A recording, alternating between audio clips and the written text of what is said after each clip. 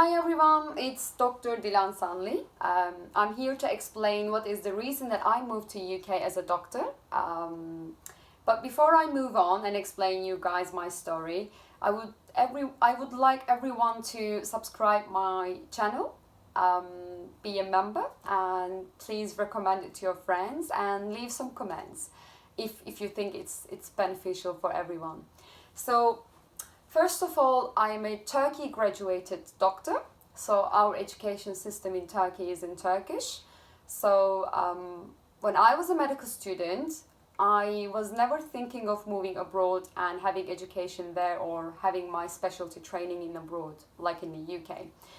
Like every other medical student in Turkey, I was really looking forward to finish my medical school and just get into field, specialize in a field, and then become a consultant and make my own living. But in the back of my mind, I was always thinking that I would be regret if I don't go abroad and have such experience. And here it comes, the Erasmus traineeship program. It is such a great student exchange program within European countries and the countries who wants to become European, like Turkey. So we are also able to get benefit from this program. I decided to apply and take the exam of Erasmus traineeship program in Turkey. And you need to have at least a good intermediate, not intermediate actually, advanced and good English knowledge so that you can pass the exam and get the scholarship and seek for a traineeship abroad. And unfortunately, I missed the exam. And then I was trying to just find a place for me randomly. I was thinking that I would be able to provide my maintenance there. But then 2 months later, one of my friends called me in May and told me that there is an opportunity for me to take the exam again because they increased their contingent. I don't know if it's the English word for it, sorry. So basically the number of people whom they are going to give scholarship is increased. So I would be able to take the exam again, and then I might win the scholarship and come to UK or come anywhere in abroad or within European countries. So I took the exam in June, and then I got the scholarship and I found a placement in London.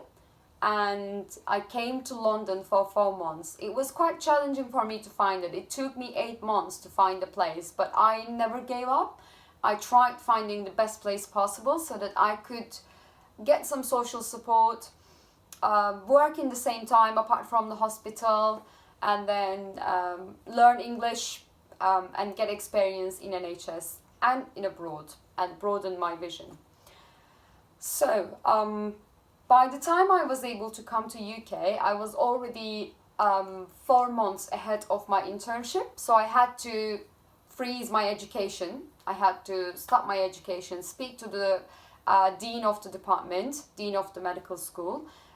I was lucky enough that they accepted my request, my inquiry, so that I would be able to come to UK. And then I came, and then I spent my 4 months in the UK, and I made some friends. And the best one was Catherine Irma, who was a medical student that I met during one of the ward rounds. And she's one of the biggest reasons for me that for the time that I spent in the UK to be very happy for me, to be honest. I would like to thank her again. So I came to UK, I met with medical students, I went to partying, clubbing, I involved myself into student social clubs and, attended daily ward rounds, improved my English, get some experience in NHS and learn how the system works here, because the system in NHS is very, very different than in Turkey. What I mean by system is actually the education system. So the titles like foundation, core, specialty training are all different. In Turkey, you just have to take an exam called TUS, and then you would enter the specialty training. You would spend 4, 5, 6 years, depends on which department you're going to, and then you can become a consultant after that amount of time. So I was in the UK. I improved my English because my English was really, really, really bad. It was like worse than this. So it was intermediate. Not even like an upper intermediate. It was straightforward intermediate level English. And I had to put up with so many things and spent great effort to improve my English. Then I came back to UK, completed my internship, making sure that I had 3 months of surgical rotation in my internship, and then I wanted to have second traineeship in the UK because I wasn't quite sure if I want to come here and work as a doctor. Although UK is a great country to work in, NHS is a great system to be in. I love my country and I love the climate there, especially the weather is much, much nicer than the UK. So I had to come again to make decision and possibly improve my CV as well. So I take the exam again. Luckily, I got the second scholarship. I didn't put so much effort in finding my second placement because I directly contacted with the same hospital, which is the St. Bartholomew's Hospital. But this time, another professor accepted me under his supervision. So I went there, spent 4 months, which was more like an academical visit rather than partying visit, such like a medical student. So I spent some time on creating some audit projects, involving into some research projects, making some data extractions and creating abstracts and etc. Of course, getting more experience in NHS, improving my English more and more, and also taking language courses so that I could pass IELTS.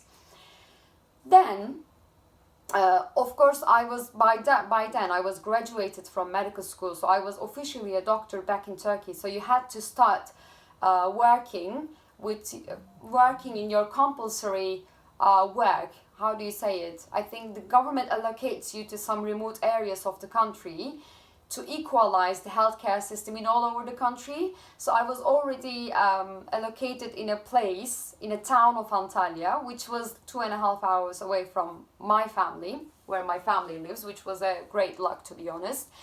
I was placed by the government, and then I went back to Turkey, started my placement there, worked as a doctor in A&E, and then in the same time I passed my language test, which then it became OET language test, which is the occupational English test, then IELTS. I was very lucky, to be honest, because IELTS is a quite challenging exam. I don't even think that I can pass IELTS at the moment. I don't know, I have to take the exam and see, but OET is much more professional, much more toward occupational language, the language that you already speak every day, and the way that you take the exam is already what you're going to do in NHS, such as writing a letter to a consultant or to a GP. Such stuff you will face in your daily practice in NHS. So it was a great exam to take, and I was very lucky that GMC started accepting it by the time I was preparing for the exam. So I took the exam in May, and then it was PLAB 1. And then I took the PLAB 1 in November, which I had to study for like 2.5 months. It was quite a bit of challenge because we didn't have enough source. We didn't have, enough materials to study with, apart from one website that is providing these famous 1,700 questions. So it took me 2.5 months to study well and then pass the exam. And then I came to UK again, passed PLAB 2. Everyone knows, I'm sure, PLAB 2 is a practical examination which consists of 18 stations, but currently they decreased it to 15.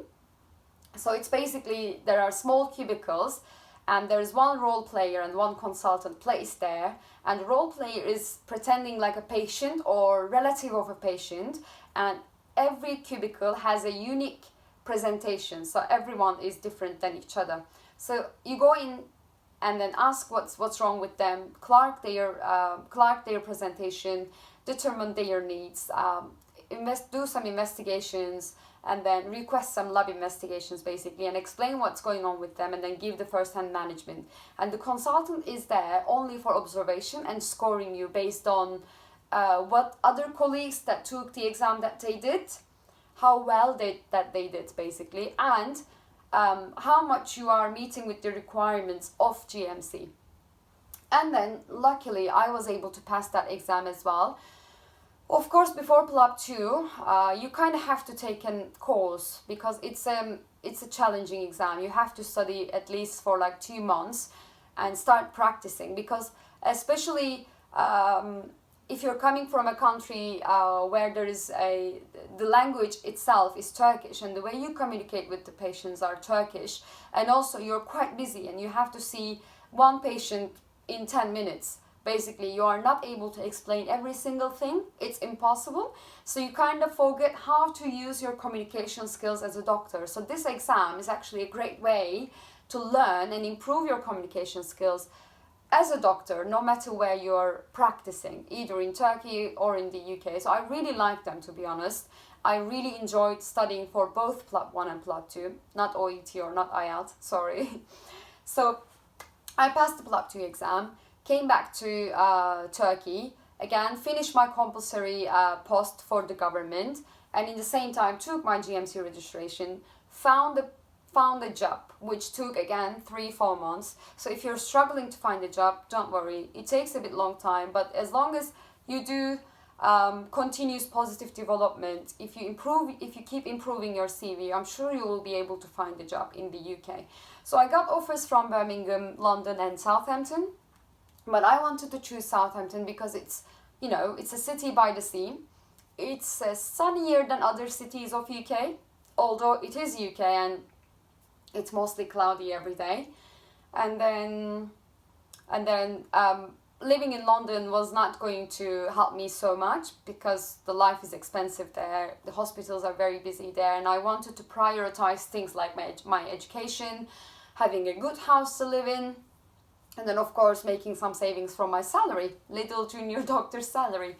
Yeah, I say little because I think it's little in the UK, but it's also a great salary if I compare with my country, unfortunately. So this is the story of me, and I'm quite happy here. And the post that I am in is a rotational post. So the first one was A&E. The second one is now I'm currently in neurology, and the third one, which is the next one, is going to be oncology. So I'm looking forward to work there and learn more. Education system in the UK is great. Hospital system, NHS, is great, although it has its own challenge. You will face them when you're here, like everyone else. It can be maybe a bit more challenging if you're IMG and if your native language is not English, but it's still everyone is quite lovely and helpful. And another reason I would like to mention, in case if any of you guys suffering from celiac disease and cannot find gluten-free food as freely in your own country like I did, I wasn't able to find gluten-free food in Turkey, so I wasn't really enjoying my time when I was out.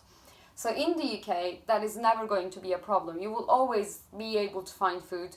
There will be always, even small shops will be able to provide you gluten-free foods and stuff. And then in the shopping centers, you will be having plenty of options for everything, but gluten-free, dairy-free. So for vegan friends, vegetarian friends, for celiac friends, dietary requirements are not a big challenge in the UK. This is also another benefits that I am getting benefit here. So this is pretty much the story of me.